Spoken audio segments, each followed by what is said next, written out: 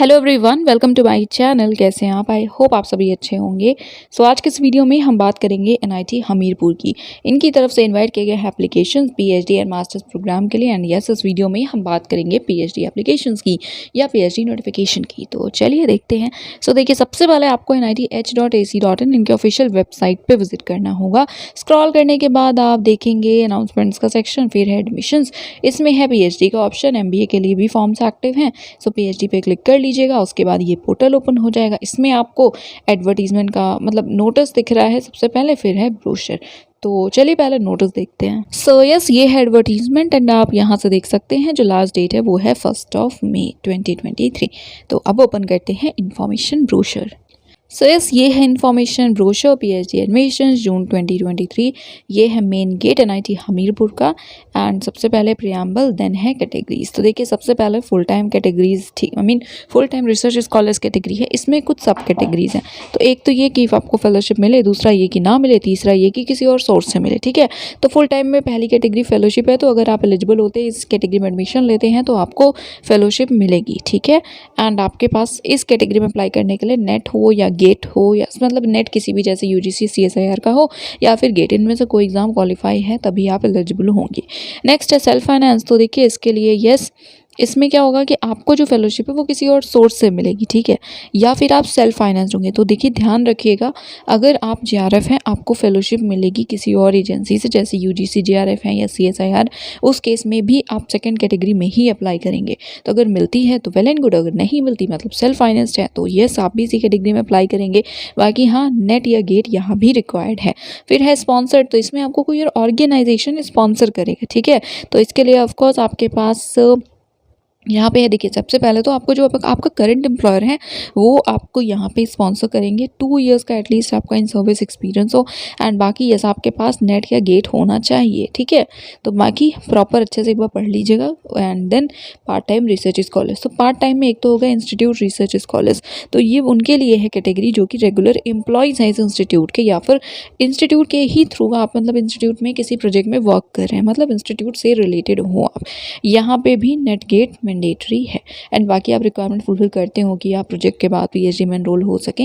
Next है sponsor. तो again इसमें क्या है कि इसमें आप वर्किंग प्रोफेशनल्स हैं, आपको आपका ऑर्गेनाइजेशन स्पॉन्सर करेगा एंड आप पीएचडी करना चाहते हैं तो यस, इसके लिए भी तो बेसिकली मैंडेटरी सबके लिए ही है काइंड ऑफ।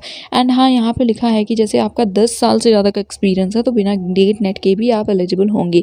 यही यहाँ पे भी लिखा हुआ है स्पॉन्सर्ड। तो ये सिर्फ स्पॉन्सर्ड के लिए है, कोई और ऑर्गेनाइजेशन जब स्पॉन्सर करेगा एंड सपोज आप 10 ईयर से वर्क कर रहे हैं तो उस केस में डेफिनेटली आप बिना नेट के भी अप्लाई कर पाएंगे। 10 साल से कम है तब नेट या गेट रिक्वायर्ड है। ठीक है, तो यस, ये थी कैटेगरीज। आई होप समझ आ गया होगा। फिर है डिपार्टमेंट्स एंड एरियाज़ क्या क्या हैं। डिपार्टमेंट्स देख लेते हैं, एरिया आप चेक कर लीजिएगा। So architecture is there, then civil engineering, computer science and engineering, electronics and communication, electrical engineering, then mechanical engineering, chemical engineering, material science and engineering. Chemistry है तो organic, inorganic, physical, nano material सब है यहाँ available. Then physics and photonic science, mathematics and scientific computing, management studies में HRM marketing area है। HSS में economics है, sociology है, साइकोलॉजी है, बिहेवियरल एंड सोशल साइंसेज है, and also English is available. Then centre for energy studies है, areas आप देख सकते हैं। नाउ एलिजिबिलिटी क्या है। तो देखिए, इंजीनियरिंग डिपार्टमेंट्स में अगर आप अप्लाई कर रहे हैं तो आपकी मास्टर्स डिग्री होनी चाहिए रेलेवेंट डिसिप्लिन में, अप्रोप्रिएट डिसिप्लिन में। एंड मार्क्स कितना, तो ओबीसी ईडब्ल्यूएस एनसीएल के लिए ये मतलब ओपन है, या ओबीसी एनसीएल या ईडब्ल्यूएस 6.5 सीजीपी आपका होना चाहिए, 60% मार्क्स। वेयर एज 5% का 5 पॉइंट्स का रिलैक्सेशन है एससी एसटी पीडब्ल्यूडी कैंडिडेट्स के लिए। साथ ही साथ आपके पास नेट या गेट होना चाहिए। ठीक है, या फिर अब आप बैचलर्स के बाद चाहें तो डायरेक्टली अप्लाई कर सकते हैं, बट उस केस में 80% मार्क्स आपके होने चाहिए एंड गेट या नेट भी होना चाहिए। अगेन, अगर आपका जो मास्टर्स है साइंस में, एमएससी वगैरह किया हुआ है एंड अप्लाई कर रहे हैं इंजीनियरिंग ब्रांच में तो 70% मार्क्स होने चाहिए एंड गेट या जेआरएफ। ओके, तो यहाँ पे जेआरएफ ही लिखा हुआ है, सिर्फ नेट या गेट नहीं मेंशन है। तो आप एक बार देख लीजिएगा, इसे कंफर्म कर लीजिएगा। Now eligibility subject criteria. तो अगर आप पीएचडी के लिए अप्लाई करें इन्वायरमेंटल इंजीनियरिंग में तो उस केस में बैचलर्स डिग्री आपकी इंजीनियरिंग एंड टेक्नोलॉजी में होनी चाहिए in the appropriate discipline. So yes, साथ मतलब बैचलर्स डिग्री भी इंजीनियरिंग में होना चाहिए, तभी आप एलिजिबल होंगे, या फिर मास्टर्स डिग्री है सिविल में, केमिकल में, इन्वायरमेंटल इंजीनियरिंग में, या इनमें से किसी भी फील्ड में, तो भी आप एलिजिबल होंगे। तो गाइस अगर आप इन्वायरमेंटल इंजीनियरिंग या जियोटेक वगैरह से हैं तो कर सकते हैं। तो इसमें भी इन्वायरमेंटल साइंसेज नहीं हुआ है, तो कई बार होता है कि इन्वायरमेंटल साइंस से अगर मास्टर्स एमएससी वगैरह किया है तो चाहते हैं अप्लाई करना, बट आई डोंट थिंक आप एलिजिबल होंगे, तो एक बार आप कंफर्म कर लीजिएगा। ओके, सो नेक्स्ट साइंसेस, तो अगेन सेम है, 60% मार्क्स रिक्वायर्ड हैं। एचएस के लिए भी 60% and then management again 60% marks, ठीक है। या फिर क्वालिफाइड प्रोफेशनल्स हो तो उस केस में आप अपना एक्सपीरियंस वगैरह देख लीजिए, 5% का रिक्वायर्ड है। आर्किटेक्चर के लिए भी मोर और लेस सेम है, 60% मार्क्स है। तो डिपार्टमेंट वाइज थोड़ी चीज़ें आप ज़रूर देख लीजिएगा, ठीक है। फिर है एडिशनल रिक्वायरमेंट्स जो कि स्पॉन्सर्ड कैंडिडेट्स के लिए, तो अगर आप स्पॉन्सर्ड हैं तो येस एटलीस्ट 2 ईयर्स आपने अपने ऑर्गेनाइजेशन में वर्क किया हो। एंड बाकी क्या क्या रिक्वायरमेंट, जैसे लेटर हेड पे आपको यहाँ पे अटैच करना होगा स्पॉन्सरशिप का certificate etcetera. Next application procedure, तो देखिए आप एप्लीकेशन फॉर्म डाउनलोड करेंगे, ओके, एंड उसे फिल करेंगे, सभी डॉक्यूमेंट्स के साथ आप इस एड्रेस पे भेजेंगे, ठीक है। सो येस आपको भेजना है, आपको ऑफलाइन मोड से सबमिट करना है, ओके। एप्लीकेशन फ़ी 1200 है ओबीसी एनसीएल एंड ईडब्ल्यूएस के लिए, ऑल्सो ओपन के लिए भी, एंड बाकी CST PWD के लिए है 600। एंड यस SBI का लेके थ्रू पे करेंगे, ये भी आप भेजेंगे अपने एप्लीकेशन के साथ। एक से ज़्यादा अप्लाई करें, एक से ज़्यादा डिपार्टमेंट के लिए, तो उस केस में सेपरेटली करना होगा। ये वो डॉक्यूमेंट्स हैं जो कि रिक्वायर्ड है, देख लीजिएगा, सब भेज दीजिएगा, सेल्फ अटेस्टेड कॉपीज़। एंड बाकी यस यहाँ फ़ी देख सकते हैं, तो हॉस्टलर्स के लिए it is 40,200 and for non hostellers that is for day scholars it is 34,200, part time के लिए 22,150। चेंज हो सकते हैं फ़ी। देन सीट मैट्रिक्स है, तो चलिए बात करते हैं। तो ये FT01 कैटेगरी है, फेलोशिप कैटेगरी है। कैटेगरी वाइज सीट्स आप देख लीजिएगा एंड हम टोटल सीट्स की बात करते हैं। सो सबसे पहले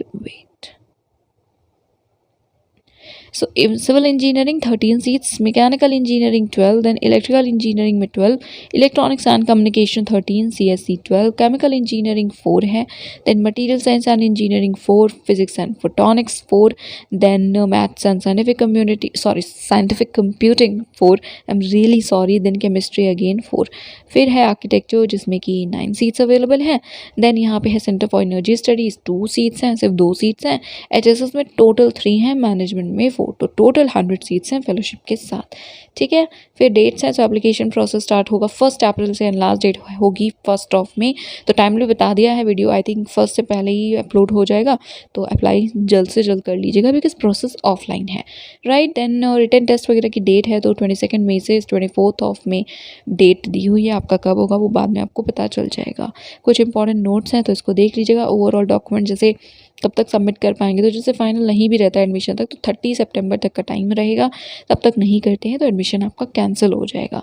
यस, फिर ये ऑफिस नंबर्स हैं, ईमेल आईडीज़ है डिपार्टमेंट वाइज, तो अगर आपको कोई इशू है, कांटेक्ट करना है तो आप कर सकते हैं, ठीक है।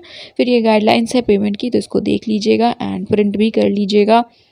देन नेक्स्ट यहाँ पे आई थिंक इनश्योर्स हैं, तो सबसे पहले स्पॉन्सरिंग ऑर्गेनाइजेशन का जो सर्टिफिकेट वगैरह लगेगा वो है। देन अगेन अलग अलग सर्टिफिकेट फॉर्मेट है, ये है एप्लीकेशन फॉर्म, ये है फॉर्मेट, तो आपको इसको पढ़ लीजिएगा, एप्लीकेशन फॉर्म मतलब देख लीजिएगा एंड अप्लाई कर लीजिएगा। And I think yes that is it for today. ये है ओवरऑल इन्फॉर्मेशन, डॉक्यूमेंट्स वगैरह देख लीजिएगा एंड अगेन लास्ट डेट से पहले सबमिट करना है ऑफलाइन मोड से, तो जल्दी अप्लाई कर दीजिए। That is it for today. Channel को सब्सक्राइब कर लीजिए, वीडियो को शेयर कर दीजिए and yes, thank you so much for watching this video.